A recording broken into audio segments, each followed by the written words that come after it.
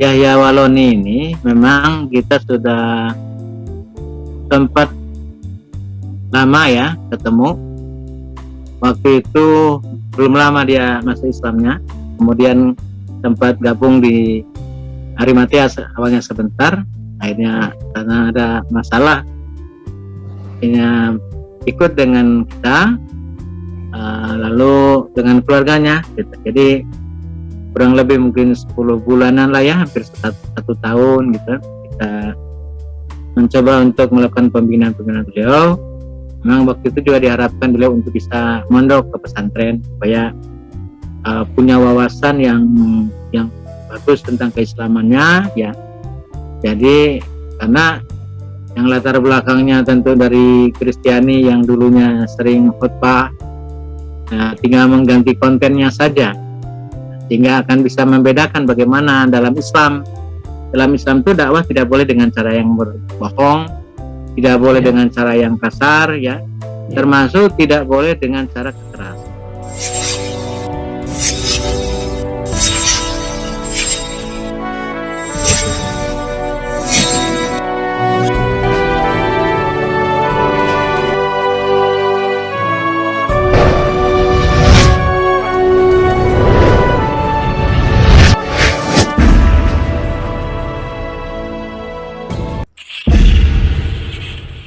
Assalamualaikum warahmatullahi wabarakatuh. Masih di channel Edi Praetno dan masih di serial kelanjutan dari pernyataan dari Ustadz Abu Dedat. Beliau adalah Ketua Komisi Lembaga Dakwah Khusus di MUI Pusat Jakarta.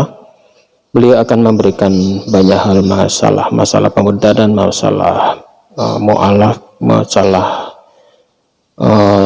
mualaf yang tampil di media, kemudian masalah Yahya Waloni yang sering kontroversi itu, jadi akan dibahas oleh beliau. Kebetulan Ustadz Yahya Waloni ini saat ini masih dalam sorotan MUI, dan bagaimana tanggapan dari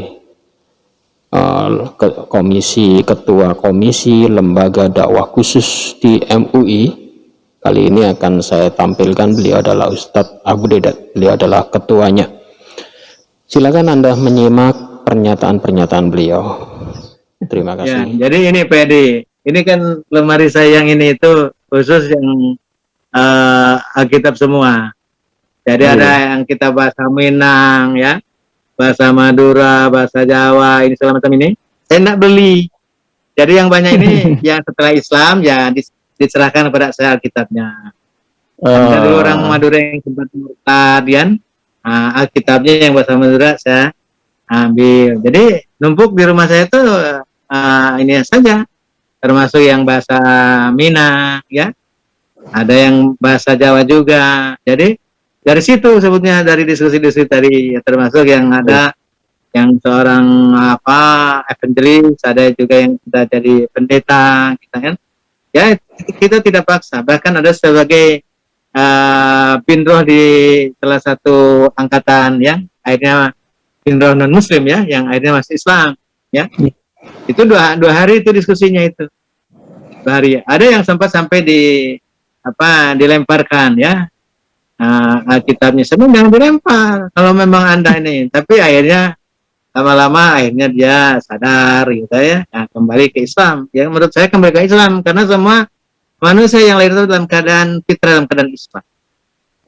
Jadi pulang kandang saja ya, karena semua manusia yang dilahirkan itu dalam keadaan fitrah, dalam keadaan Islam. Yang menjadikan Yahudi Nasara itu adalah kedua orang tuanya, karena lingkungannya ya. Itu Pak Edi. Makanya nah saya ini Pak Edi, saya baru bikin yang ini, buku saya. Oh ya, apa itu? Senjata dakwah yang terlupakan. Oh iya. Itu udah keluar bukunya, Ustaz? Nah, ini Januari ini baru keluar. Oh, baru launching ya. Ingin ini Pak Edi juga ya, barangkali bisa dimanfaatkan kan gitu kan. Mas Nandar saya bilang, Mas Nandar kalau perlu antum datang ke rumah, anak kasih nih. Iya, baik Ustaz. Mungkin pertanyaan terakhir ini, Ustaz. Saya dengar kok Ustadz pernah membimbing Pak Yahya Waloni dari awal itu sampai beliau sampai jadi sekarang. Bisa diceritakan sedikit Ustadz. Kemudian mungkin untuk pesan khusus untuk Ustadz Yahya Waloni biar lebih soft lagi dalam berdakwah. Karena ini beliau juga aset ya Ustadz. Jadi jangan sampai beliau ini kelewatan dalam berdakwahnya. Mungkin jenengan bisa ceritakan sedikit Ustadz. Ya, kaitan dengan Yahya Waloni ini, memang kita sudah sempat lama ya ketemu.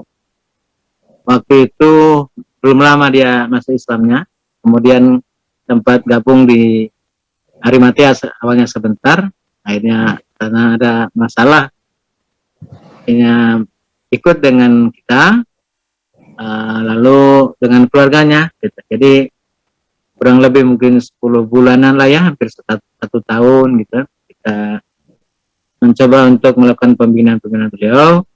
Memang waktu itu juga diharapkan beliau untuk bisa mondok ke pesantren supaya punya wawasan yang bagus tentang keislamannya ya. Jadi karena yang latar belakangnya tentu dari Kristiani yang dulunya sering khutbah, tinggal mengganti kontennya saja, sehingga akan bisa membedakan bagaimana dalam Islam. Dalam Islam itu dakwah tidak boleh dengan cara yang berbohong, tidak boleh dengan cara yang kasar ya, termasuk tidak boleh dengan cara kekerasan. Tetapi di dalam Islam itu harus jelas dalilnya, jelas hujahnya. Kemudian kita juga tidak boleh memaksa orang, gitu kan? Tetapi wajib menyampaikan Islam dengan cara yang baik. Nah, dengan cara yang baik, gitu ya. Bahkan dialog saja harus dengan cara yang halus, ya tidak boleh dengan cara yang kasar. Kalau dengan cara yang kasar tentu tidak mungkin orang tertarik dengan Islam ini. Nah, kaitan dengan semangat dakwahnya perlu dukung ya, tetapi tentu kalau ada hal-hal yang mungkin kurang bahasanya harus diperbaiki kan, karena jangan sampai jadi kontraproduktif ya. Satu sisi kita ingin dakwakan Islam, tapi di sisi yang lain mungkin dianggap bahasanya yang kurang pas gitu kan. Jadi harus bedakan kasar dengan tegas ya. Jadi dalam Islam itu menyampaikan dakwah itu harus dengan tegas, dengan dalil yang jelas, dengan yang jelas. Karena ayatnya jelas, asyidau alal kufar. Jadi tegas terhadap hal yang berkaitan dengan kekufuran itu. Jadi tegas itu bukan keras ya, keras dalam artian kasar, tapi tegas. Dengan tegas. Jadi kalau menyampaikan dakwah harus dengan jelas, dengan tegas, bukan dengan cara yang kasar. Nah, jadi harus dibedakan antara keras dalam artian tegas dengan kasar. Kalau kasar memang tidak boleh.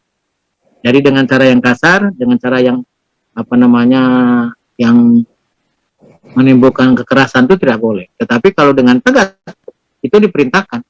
Nah, jadi ini yang barangkali saya juga mengimbau kepada Ustadz Yahya Waloni ya. Nah, jadi saya selalu mengingatkan kepada kawan-kawan kita, tokoh-tokoh kita, kalau ada yang mualaf itu baiknya dibina dulu, belajar dulu keislamannya.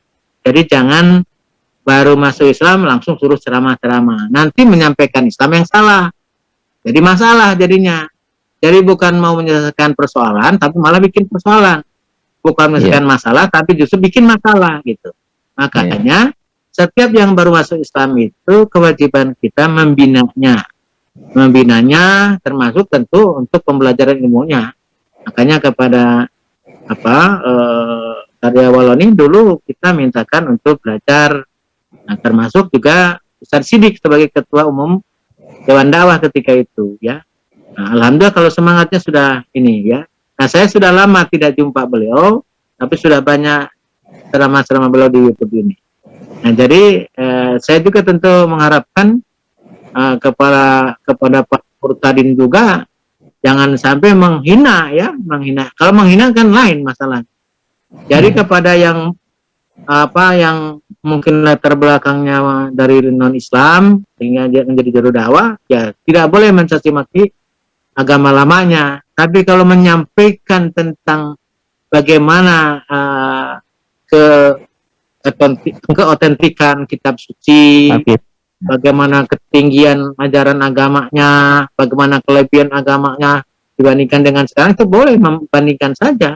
Misalnya kelebihan apa, Islam lebih sempurna misalnya, itu tidak ada masalah. Nah, kenapa dia misalnya menjelaskan saya pindah dari agama lama ke agama Islam ini? Karena Islam itu melihat agama yang lebih sempurna gitu. Kemudian dari sisi ketauhidannya, sisi ketuhanannya sangat praktis, artinya tidak ada yang sulit. Apa sangat praktisnya? Misalnya kalau bicara tentang Tuhan, surat Al-Ikhlas itu sangat mudah dipahami. Baik orang yang awam, apalagi orang yang berpendidikan. Yang awam saja mudah. Qul huwallahu ahad, Allahu samad, lam yalid walam yulad walam yakul lahu kufuwan ahad, itu udah ini mudah gitu kan. Nah, jadi tidak perlu ngejelimet menjelaskan tentang konsep Tuhan itu. Nah, jadi bahwa dalam Islam itu Tuhan tunggal tuh memang tunggal tuh benar tunggal, tidak terdiri dari unsur-unsur gitu kan. Nah, jadi itu membandingkan itu tidak ada masalah. Tapi kalau dia mencaci maki Tuhannya yang lama, tidak boleh. Nah, jadi itu harapan saya tentu kepada, kalau mungkin Ustadz Yahya Waloni mendengar diskusi ini, ya mungkin itu yang perlu diperbaiki, mungkin bahasa-bahasanya. Kalau mengungkapkan dalilnya ya harus tegas, ya menyampaikan dalil, ini dalilnya. Tapi saya menghimbau kepada para mualaf yang baru masuk Islam ini, sebaiknya utamakan untuk pembelajaran dulu tentang Islam, baru setelah memahami Islam. Karena paling tidak 5 kewajibannya. Pertama, wajib mengkaji Islam. Ya. Nah, tentu mengkaji kepada sumbernya. Yang kedua, setelah mengkaji, punya kewajiban mengamalkan Islam. Jadi sebelum didakwahkan itu diamalkan dulu makitanya. Mengamalkan Islam. Nah, yang ketiga, punya teman, punya sahabat, punya tetangga, wajib mengajarkan Islam. Nah, yang keempat, Islam bukan agama robot, bisa jalan sendiri. Wajib kita perjuangkan. Di mana saja kita berada, wajib memperjuangkan Islam.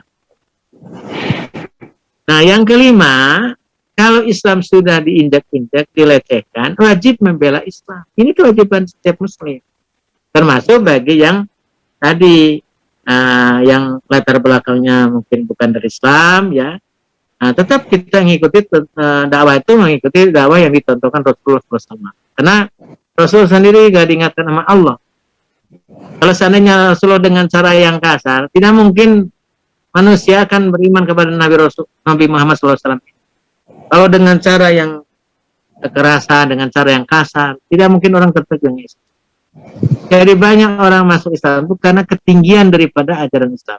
Jadi melihat agama Islam itu melihat kepada sumber ajaran, bukan membaca mempelajari Islam dari para orientalis. Nah, yang salahnya ini ada orang-orang di kalangan kaum Nasoro ini, dia pelajari buku-buku tentang Islam dari para orientalis, sehingga jadi rusak pemikirannya. Nah, termasuk menggambarkan misalnya Nabi Muhammad itu kejam, Nabi Muhammad itu memaksa sehingga orang yang tidak masuk Islam harus dibunuh, makanya digambarkan dengan di tangan kanannya Quran, di tangan kirinya pedang. Nah, ini karena memang banyak orang mempelajari Islam dari para orientalis itu. Begitu juga berkaitan dengan poligaminya Rasulullah SAW. Bahkan sampai dianggap Nabi Muhammad itu sebagai seorang yang pedofil misalnya. Apalagi kalau dibaca dalam buku Islamic Invasion ini, tulisan Robert Murray, itu kan yang banyak dipakai oleh teman-teman di kalangan Kristiani ini, buku ini. Nah, buku itu penuh penghujat dari sampai akhir itu menghina dan melecehkan Islam, melecehkan Nabi Muhammad. Bahkan di situ diterangkan bahwa ada Nabi Muhammad itu terinspirasi oleh setan. Kalau kata Suradi bin Abraham, di Quran itu ada ayat-ayat setan. Mana katanya? Ada surat jin. Nah, surat jin itu ayat-ayat setan. Nah, itu kan karena banyak membaca buku-buku model begitu. Terus menggambarkan di dalam buku Islamic Invasion itu bahwa Nabi Muhammad kita melakukan hubungan seksual lebih daripada kekuatan seksualnya lebih daripada 30 laki-laki dewasa. Dan habis sembahyang melakukan hubungan seksual dengan 22 wanita segala macam. Ini kan fitnah itu, ya. Jadi menggambarkan seperti itu. Nah, yang itu yang dibaca oleh kaum Nasara itu buku-buku begitu. Makanya kewajiban kita menjelaskan, meluruskan tulisan-tulisan orientalis yang keliru itu. Nah, oleh karena itu kaitan dengan buku Islamic Impression ini, Pak almarhum Pak Abu Yamin Roham itu sudah buat bantahan. Nah, itu kewajiban kita tuh meluruskan. Sama dengan Quran diturunkan itu, meluruskan apa yang terjadi penyimpangan. Nah itu, jadi yang membenarkan tuh kitab sebelumnya, tapi dalam isinya kitab-kitab yang ada sekarang ini banyak yang diluruskan oleh Quran. Itu fungsi Quran. Jadi kalau ada misalnya buku-buku yang melakukan penghinaan pelecehan itu, nah baru diluruskan, ya, termasuk dibantah lah begitu. Misalnya tuduhan Islam tidak toleran, kita bantah. Bagaimana tidak toleran? Nah, kalau misalnya ada ini, pemerintah sini buat aturan tadi kode etik penyiaran agama itu, sama istilahnya tidak boleh memancing ikan di kolam orang. Yeah. Jadi kalau saya diskusi dengan teman-teman diskusi di luar kita, di luar agama kita, saya bilang mungkin kalau ada Pak Naibaho, ya, Pak Lamsen Naibaho, yeah, dulu sering hadir dalam kajian-kajian kita dia. Nah, jadi saya bilang permasalahannya ini jangan memancing ikan di kolam orang. Jadi kalau kolam saya tiap hari diambilin ikannya, masa saya yang punya kolam kalau misalnya marah kita dibilang intoleran. Yang intoleran tuh tentu kalau ikannya tiap hari dicuri. Saya bilang ke Robert Walean waktu itu, Pak Robert, saya bilang kalau ikan saya terus diambilin sama Pak Robert terus, ya kalau saya marah kan wajar, kata saya. Masa saya tidak boleh marah, ikan saya diambilin sama Bapak terus. Nah, sekarang Bapak punya kolam, ikannya saya ambilin. Oh enggak, kata saya. Kira-kira kalau ngambil ikan di kolam orang, apa namanya? Nah, jadi pemerintah membuat aturan pada penyiaran agama itu supaya tidak terjadi gesek. Jadi jangan istilahnya memancing ikan di kolam orang lain. Kalau memancing ikan di kolam kita, Pak Edi, mau pakai jala kayak, mau pancingan yang banyak, gitu kan? Kan istilahnya kalau menurut teman-teman sebelah kita ini, kalau ingin dapat ikan banyak pancingannya. Kalau ingin sekaligus dapat ikan, pakailah jala, gitu. Untuk lewat acara-acara kebaktian kebangunan rohani itu menjala ikan. Nah, kalau hanya umatnya saja silakan saja. Nah, yang jadi masalah ini orang Islam disuruh ikutan acara Natalan. Nah, kalau nggak ikut Natalan dibilang tidak toleran kita. Saya punya tetangga sebelah rumah saya itu nempel, kebetulan tetangga saya bukan Islam. Tidak pernah saya ajak untuk sholat Idul Fitri itu sama saya. Kalau saya ajak dia sholat Idul Fitri, saya itu tidak toleran. Orang tahu bukan Islam kok dia ajak untuk sholat Idul Fitri. Jadi mohon juga kepada yang Muslim jangan diajak-ajak untuk ikut dalam acara hari besar agama orang lain. Kita juga tidak pernah ngajak orang lain untuk ikut sholat Id bersama, ya. Gitu. Jadi masing-masing saja. Prinsip dalam Islam itu lakum dinukum waliyadin. Bagi kamu agama kamu, bagi agamaku. Nah, jangan juga dicampur-campur aduk. Kayak Fadil, ya. Fadil Mulya itu, Fadil Mulya dulu mau dipertemukan sama keluarganya sama saya, nggak mau ketemu.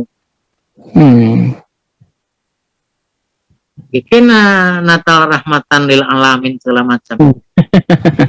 Ini dari masalah. Sama dengan bikin brosur Allahu Akbar Maulid Nabi Isa. Ya, kenapa bikin Maulid Nabi Isa? Nabi Isa mah ada Maulid, nggak tahu lahirnya Nabi Isa mau dimaulidkan. Apalagi pakai Allahu Akbar. Penerbitnya pakai Al Barokah. Nah, ini yang jadi masalah. Itu persoalan. Jadi kita ini sebetulnya tidak pernah melakukan aksi orang Islam tuh. Karena Islam tuh melakukan reaksi saja dari aksi-aksi yang ada. Tapi ketika mengadakan reaksi, nah dianggap kita tidak toleran. Ini salah. Iya.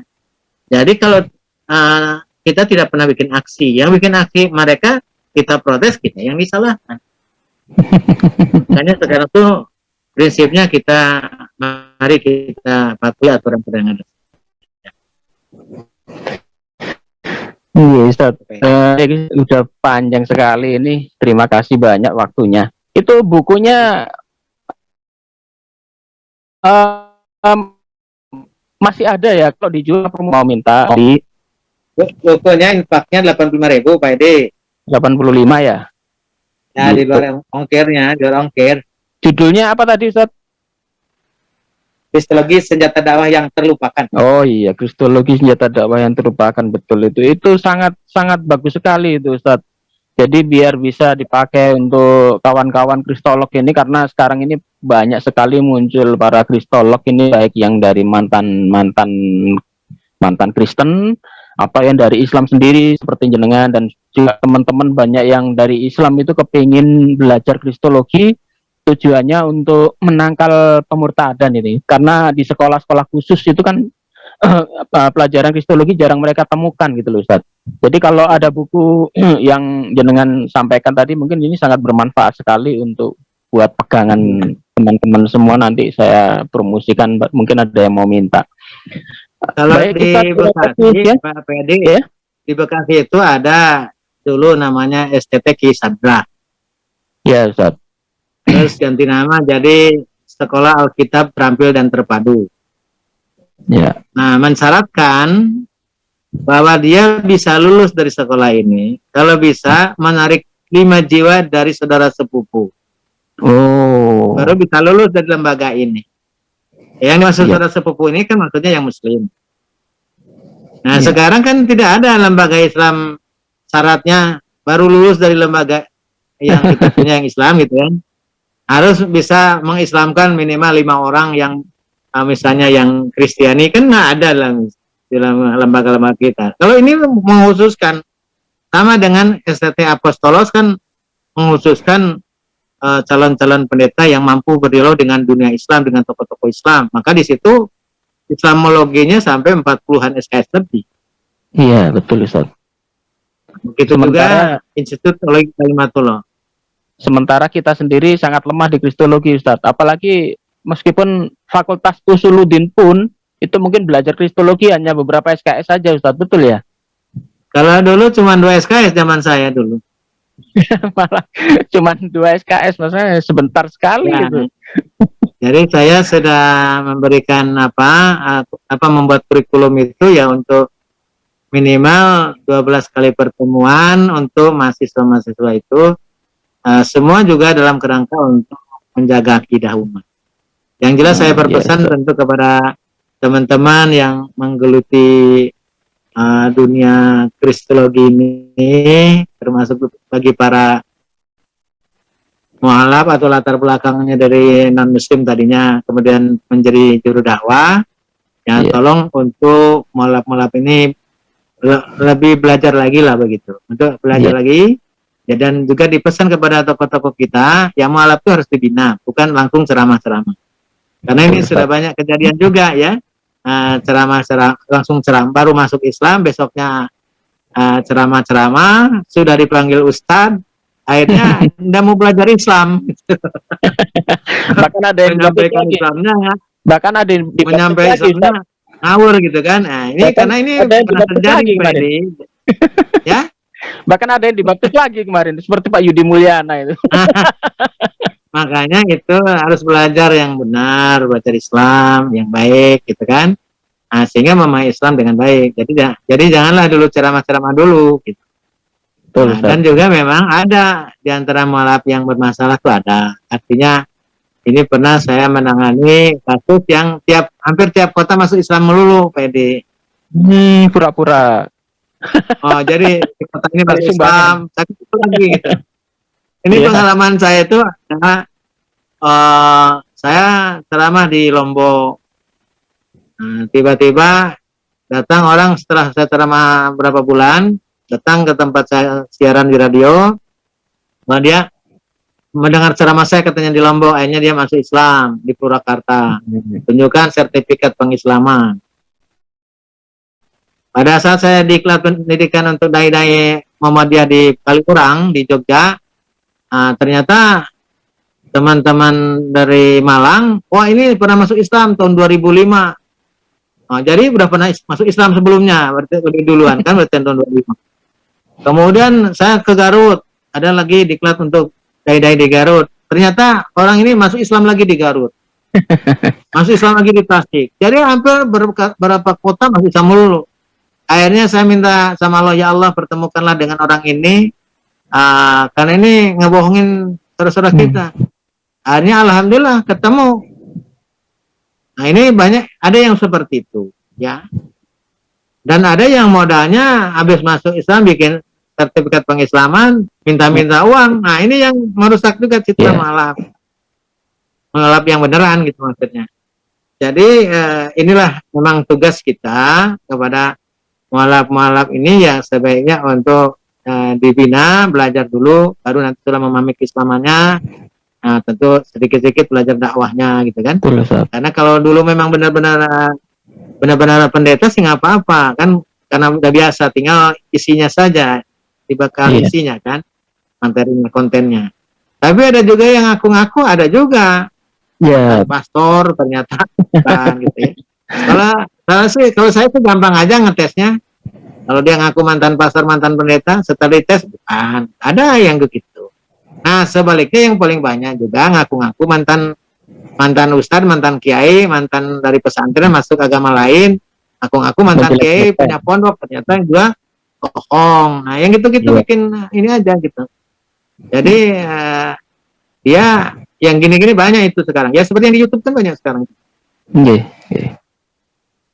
Saya kira begitu Pedi ya. Sampaikan dakwah pertama tidak boleh dengan cara yang kasar, tidak boleh dengan cara emosional, gunakan dengan dalil yang jelas, dengan hujah yang benar ya, sebagaimana Rasulullah SAW dalam dakwahnya itu tidak dengan cara yang melakukan yang bertentangan dengan tuntunan Allah dan Rasulnya. Jadi itu yang pertama, tentu kepada para kader-kader dakwah kita ya, baik yang latar belakangnya Muslim dari awal maupun yang latar belakangnya Muslim. Nah tentu yang lebih khusus lagi kepada para mualaf supaya untuk belajar terlebih dahulu mengkaji Islam, tidak usah dulu menjadi ingin segera dipanggil ustadz, panggil kiai, padahal ilmunya belum ada. Karena nanti yang bahaya adalah menyampaikan sesuatu tentang Islam jadi keliru. Itu tentu pesan khusus bagi para mualaf lah yang baru masuk Islam ini, yang tentunya tadi wajib untuk mengkaji terlebih dulu tentang Islam. Nah kemudian yang terakhir tentu kita perlu memperkuat akidah dan memperkokoh ukhuwah di antara kita kaum muslimin.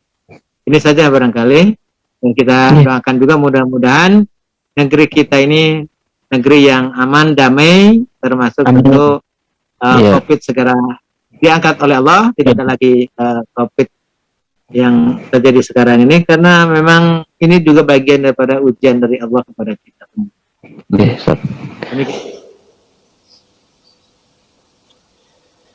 Demikian, tunggu kelanjutannya karena masalah ini akan dilanjutkan di seri selanjutnya. Jangan lupa stay tune, jangan lupa subscribe, dan juga jangan lupa bunyikan loncengnya.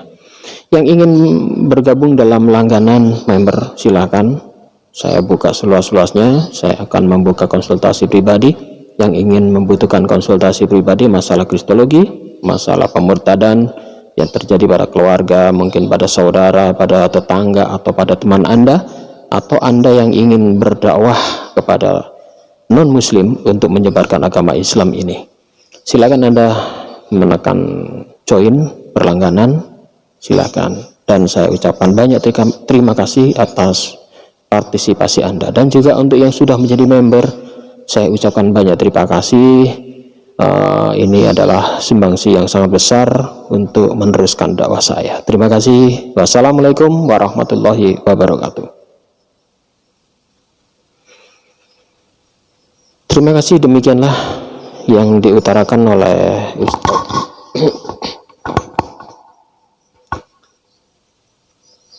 Demikianlah yang sudah diutarakan oleh Ustaz Abu Dedat, dan tunggu kelanjutannya karena akan kami tampilkan di kelanjutannya. Silakan yang ingin bergabung dengan saya, silakan join member, dan juga yang ingin berkonsultasi khusus masalah kristologi dan sebagainya, masalah pemurtadan, saya membuka pintu seluas-luasnya untuk konsultasi dan saya persilahkan. Yang sudah menjadi member, saya ucapkan banyak-banyak terima kasih. Tetap stay tune di channel ini karena akan saya tampilkan sesi selanjutnya. Terima kasih. Wassalamualaikum warahmatullahi wabarakatuh.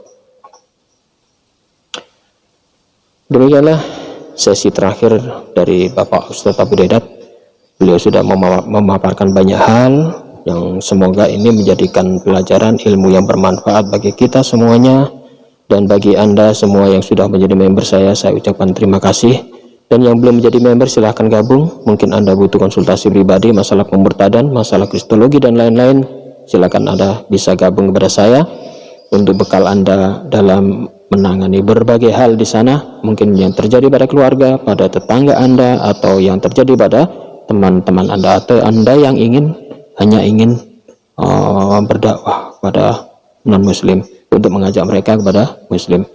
Atau bekal untuk Anda yang suka sering berdialog dengan non-muslim, mungkin untuk menambah pengetahuan, silakan Anda join, dan saya akan membuka seluas-luasnya, kita konsultasi secara pribadi. Terima kasih. Wabillahi taufiq wal hidayah. Wassalamualaikum warahmatullahi wabarakatuh.